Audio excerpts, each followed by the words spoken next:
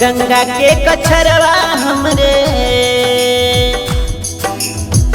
गंगा के कछरवा हमरे, गंगा के कछरवा हमरे, माई जी कटेरावा मुकुटवा सोहेला, सिर पे मुकुटवा सोहेला, हो चमके माई के लीलहरवा मुकुटवा सोहेला, हो चमके माई के लीलहरवा मुकुटवा सोहेला, हो चमके माई के लीलहरवा मुकुटवा सोहेला।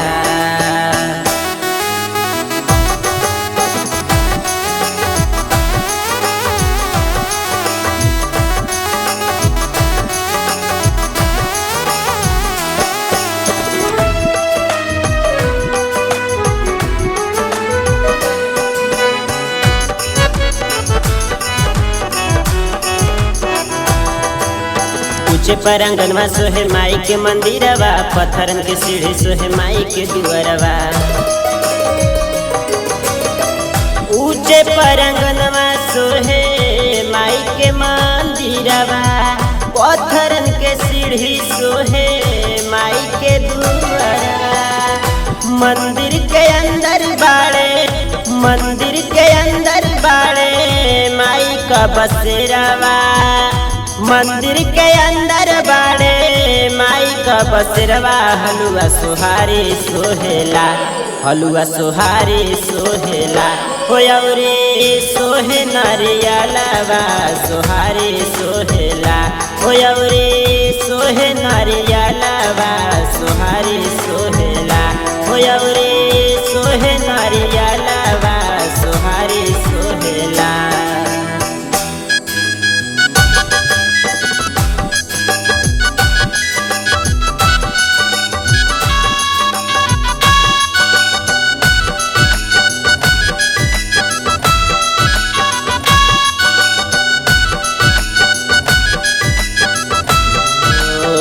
लखहार सोहे माई जी के गरवा, सोहे गोटेदार चुनरी आजू बाजू से रवा। नौवल लखहार सोहे माई जी के गरवा, सोहे गोटेदार चुनरी आजू बाजू से रवा। माई मुखराम जी के, माई मुखराम जी के दिहलु सहरवा।